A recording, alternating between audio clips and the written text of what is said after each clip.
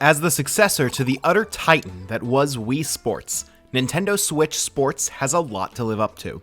This isn't the first time Nintendo has revisited their motion-controlled sports franchise in the post-Wii era. 2014 saw the release of Wii Sports Club on Wii U, which repackaged Wii Sports games in a sort of episodic format with the option to merely rent games for a limited period of time. Sports Club failed to revitalize the franchise, but now, after the better part of a decade, Nintendo Switch Sports is giving the series another shot with a complete reboot featuring a unique visual style and brand new takes on a number of classic sports. We got the chance to get hands-on time with Switch Sports at a Nintendo-hosted event, sampling all 6 sports that will be featured in the game at launch: volleyball, badminton, bowling, soccer, chambara, and tennis. Nintendo has promised that golf will be added in a free update, but we didn't get the chance to see it for ourselves. Instead, we got to experience some of the newly introduced sports for the first time, as well as get a taste for how returning sports have been updated for the modern era.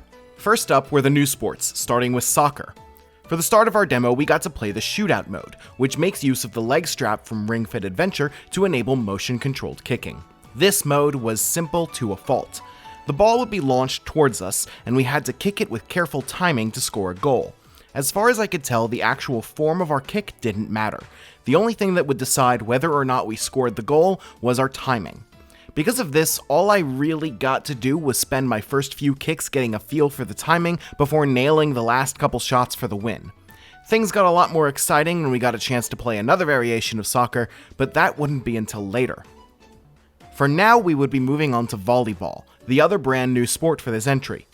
During volleyball, the game encourages you to stick to a rigid structure of bumping an incoming ball, setting it for your teammate, and spiking it to the opposing team. These actions all use mostly the same motion to complete, and only the spike itself takes your form into account.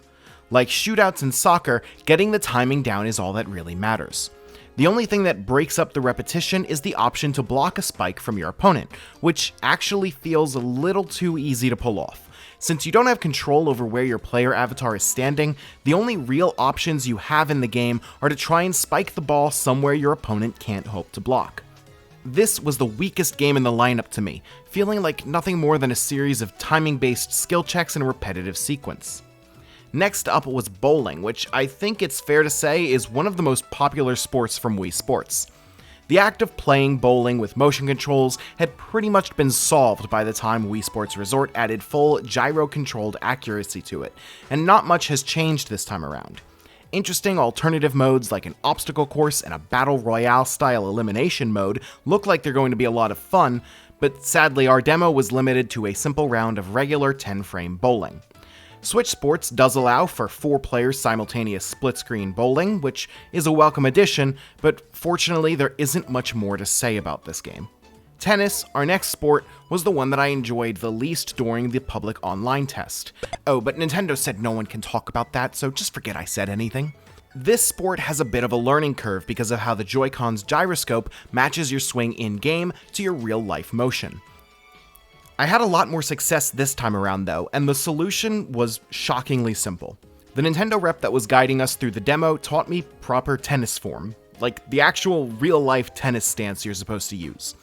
I don't play tennis, so this terminology is going to sound laughable to anyone that does, but basically what you're supposed to do is position your feet based on the direction of your swing.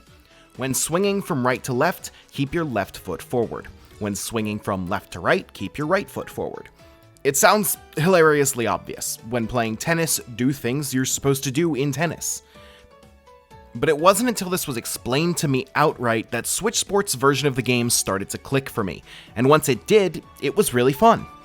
This is another game where your player avatar moves automatically, but since the precision of your swing in real life matters, it ended up feeling a lot more exciting than volleyball did. Our next game was Badminton, and this was one where I was really scratching my head as to why they included it.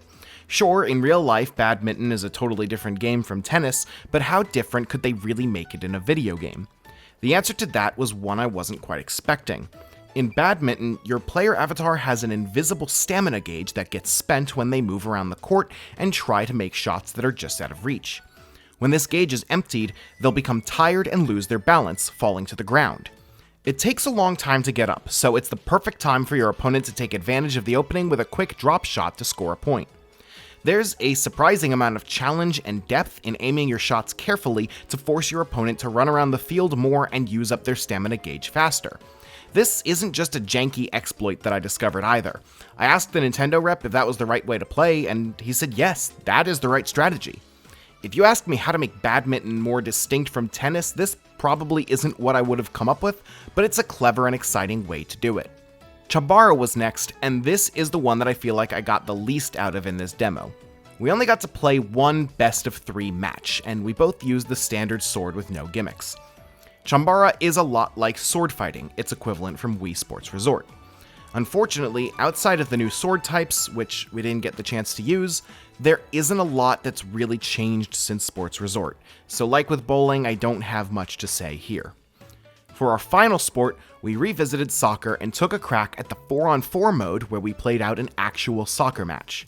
During the match, you have full control over your player avatar as you run around the field, pass the ball to your teammates, and try to shoot for a goal. This mode didn't use the leg strap, meaning kicks were done with the same arm-swinging motion as in Chambara, allowing us to actually choose the direction we were going to kick the ball in. We were promised that support for the ring-fit leg strap would be added in a post-launch update, but given how the shootout mode went, I'm not sure that I really want that. This mode was by far my favorite part of the demo, as the ability to fully control my player avatar allowed me to really get into the game and strategize with my teammate. We were actually calling out shots to each other, coordinating who would cover the ball and who would go wide to receive a pass. Tension was added by the game's visible stamina meter that made sure we were careful about when we chose to sprint, and a diving move that you can perform with your last gasp of stamina made it really exciting to just barely edge out an opponent to make big plays and Hail Mary shots. If you manage to actually get 2 full teams of 4 players, each to coordinate with each other over voice chat, then this could easily end up being the most fun experience in the whole package. I think that Nintendo Switch Sports still has a lot of questions it needs to answer before it really proves itself. Will the game modes we haven't gotten to play, like bowling's obstacle course mode, be as fun to play as they sound? Will every sport have a weird twist that plays into the video game's zaniness that clearly has potential to shine? Will the online mode, well, work at all? This last one is a more pertinent question with Nintendo than I care to admit lately, since in just the last year, the pendulum has swung from the barely functional Mario Golf Super Rush that has debilitating online lag in turn-based modes, to the shockingly competent Mario Party Superstars that allows you to rejoin games in progress after any communication error. We don't have the answers to those questions, but what we have seen so far is promising. The vast majority of Switch Sports is either a noticeable step up from its Wii Sports predecessors, or, at worst, just as good as it already was in the past, with the weak edition of Volleyball being the only exception. I'm not quite ready to say that this game is a guaranteed hit, but based on what we've seen so far, then it is definitely set up for success. Here's hoping that Nintendo EPD manages to stick the landing.